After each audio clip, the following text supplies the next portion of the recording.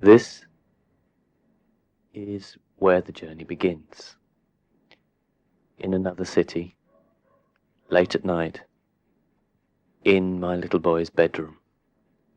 On the table is a map.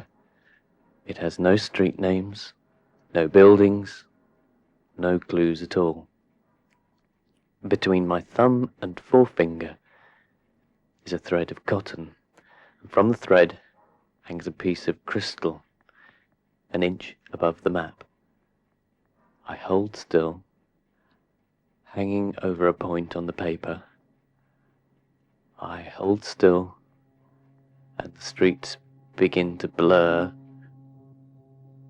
and the crystal starts to swing. And I follow its direction down the road. Uh-oh. We're off. I follow the pendulum over the map with a pencil, leaving an orange line that wanders through the city. Just here, as we turn the corner, two straight roads split at a fork. A short cross street connects them as they spread apart. And on the map, it looks like a letter A. From there, the orange line hooks a left into a nuggety cluster of cubes. A figure 8. A letter B. From the apex of the A to the bottom of the B. An alphabet. An A to Z. A is for amnesia, B is for blur. Alphabets become codes, describing everything forgotten. A gallery, hidden impressions.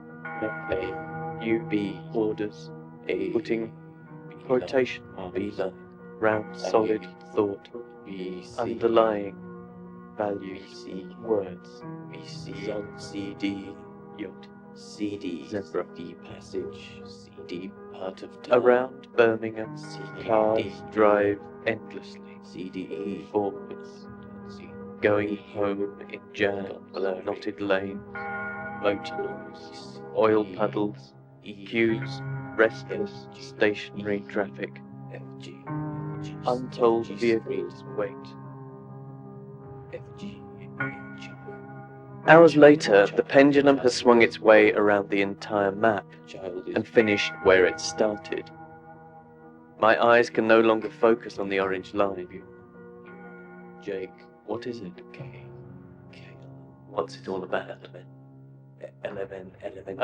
My dear. Well, the line is in the inside cover of a children's book, an adventure book, and it shows the map of their adventures in which they save the world. There's no P.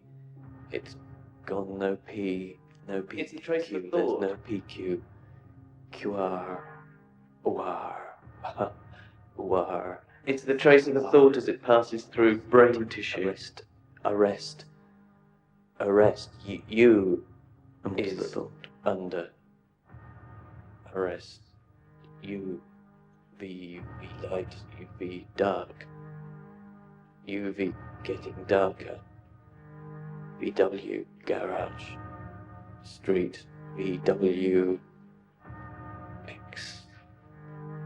Y. What is it? Why is it? What's it all about?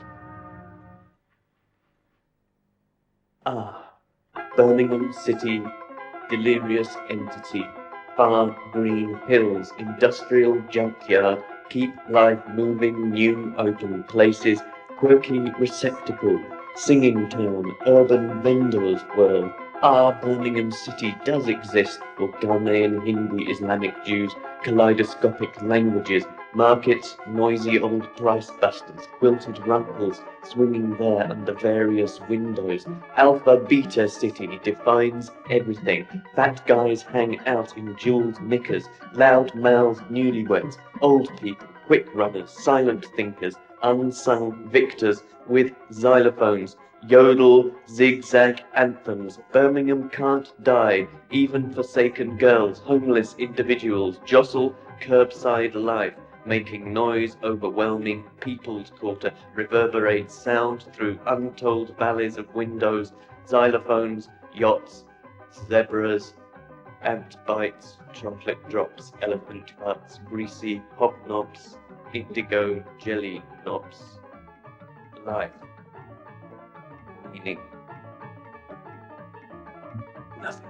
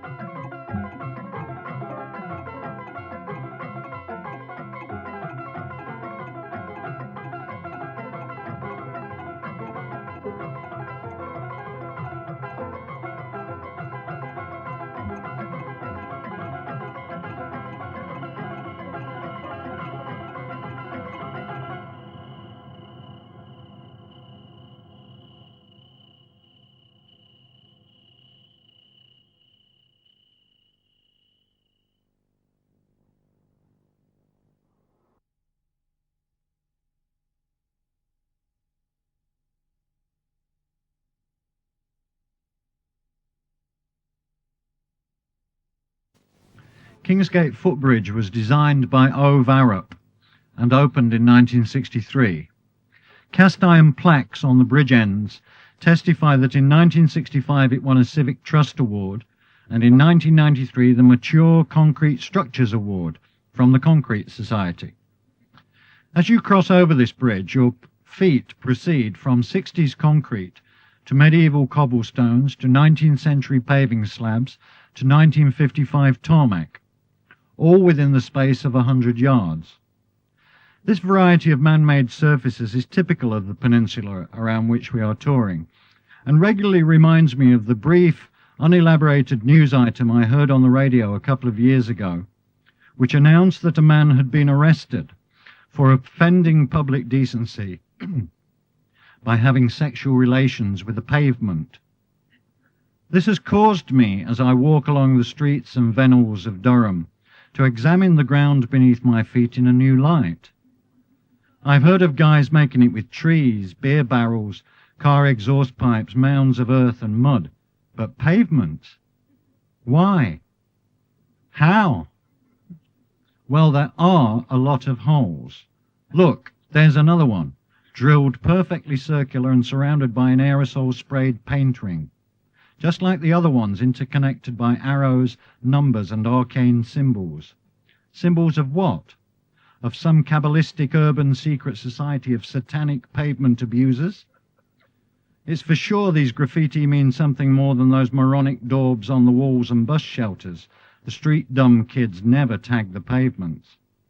In addition, there are all kind of other fissures, cracks and furrows, from the vertiginous chasms caused by subsidence to the tiny keyhole slots in all those little skull-faced iron flaps. What morbid fascination might they have for the lovesick curb crawler? And manholes. Manholes. That old pal of mine, the door-to-door vacuum cleaner salesman, used to slump in the next seat at the bar after another day pounding the asphalt. Just what did he mean by that? I remember those scorching summer days of childhood when the tarmac melted and we would write our names in viscous tar on the paving stones which burned our bare, short-trousered legs. Molten pavements, sidewalks so hot you could fry an egg on them. dimpled concrete you could press yourself flat against and feel its warmth pervading your puny body. But in winter, the flagstones are like morgue slabs. Could this perversely be the magnet? Perhaps Dennis Nilsson's sexual obsession with the cold ground is shared, in a less drastic manner, by a generation of ex-public schoolboys who were expensively subjected to daily cold showers and are now compelled to prostrate themselves in ritual self-abasement before some dread, cold god buried deep in the hardcore. So the paving stone becomes the confessional wall, and the iron lattice of the British Telecom grid, the grille through which the prone devotee repents his sordid sins in a trembling spasm of oral masochism. In fact, it may be in the unyielding, impenetrable nature of the pavement that the secret lies, and that looking for holes to stick your dick in is mere male chauvinism, hopelessly one-dimensional and outmoded in an age of non-penetrative relationships. Potentially dangerous, too. With the decline of public services, the pavements don't get washed by council sprinkler lorries anymore. Who knows what lethal germs lurk in those concrete crevices? In which case, what are all these used condoms doing littering the sidewalks? Are they signs of compromise by dedicated penetrators? Safe pavement sex? By now, we all know, or should do, given the barrage of health warnings, that germs can also lie dormant on inanimate surfaces, pavements included, and we disturb them at our peril. But once a coprophagist, always a coprophagist, and those redolent heaps of fresh dog shit, coiling up from the curbside to pointed pinnacles like miniature cathedrals, may exert a fatal attraction which flies in irrational defiance of all sensible medical advice. Similarly, for those addicted to water sports, the streams of steaming piss which run down from walls across the pavement may have a tachiste elegance which proves irresistible. Well, each to their own, it's all a matter of taste. And the more you stare at the ground on which you walk, the more you realize that there are a plethora of fluids and substances on the city streets sufficient for a veritable orgy of sensual indulgence. In March, I was standing on the curb, watching for the lights to change. On the grey pavement was a yellow pool of dried wrinkle no parking line paint, on top of which was a splattered layer of orange-hued vomit, on top of which was a brown turd, on top of which was a gobbet of green phlegm, topped like a cherry on a sundae by a fleck of red blood. The man standing beside me, waiting to cross the road, said, "Spring is in the air, thank God. There'll soon be some colour in the world again."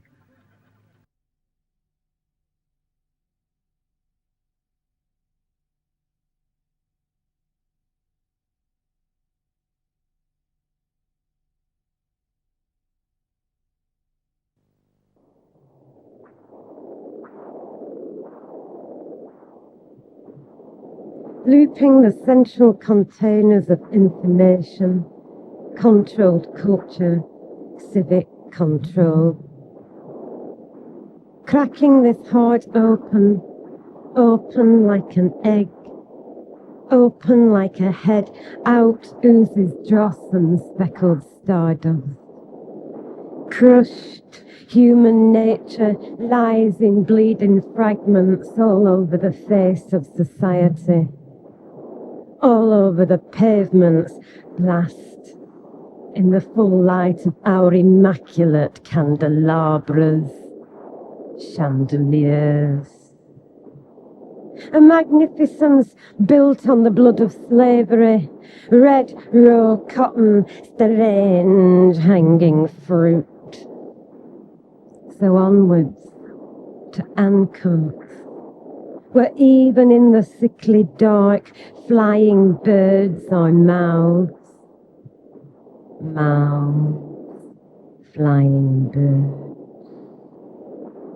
This place of critical hurt and psycho-catastrophe, where atmospheric children roamed half giddy with noise and endless motion, sweeping between machines of the most beautiful contrivance, spreading soft, dirty yarns through white milk teeth, kissing the shuttle half giddy, we squeeze between machines and secrete our own psycho smears along this great, grieving artery.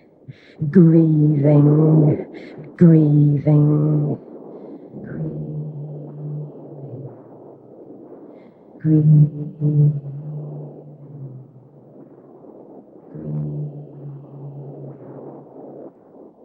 Grieving into strange ways, walls, deliciously curved.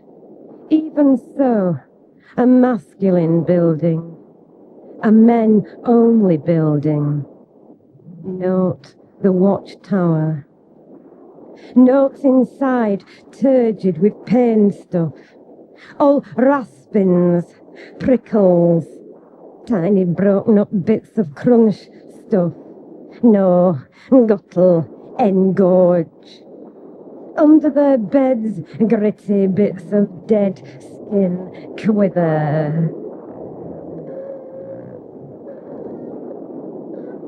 Vitreous,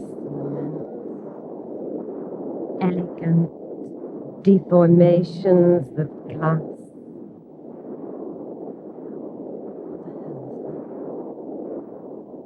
Passing the septum, the no-go territorial stamp, unguessed land of twitching lace. Nervous curtains chop off your gaze. Mop it up, mop it up. And some sort of door here and there opens, unopens, inch opens. Slit face half unlit in the blood-breeding shadows, brood-bleeding shadows. And the float walkers dream on by, daubed and blighted with nibbled tears of neon. There ain't no government like no government. Us loonies, you scumbags.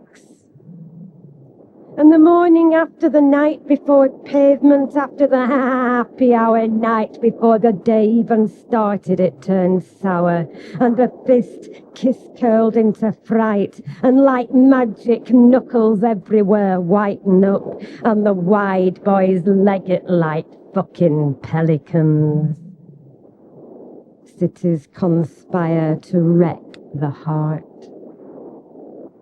And spaces open and shut, eat, breathe, beat, swallow. The ever-beating peristalsis, eating, but eating, but eating, but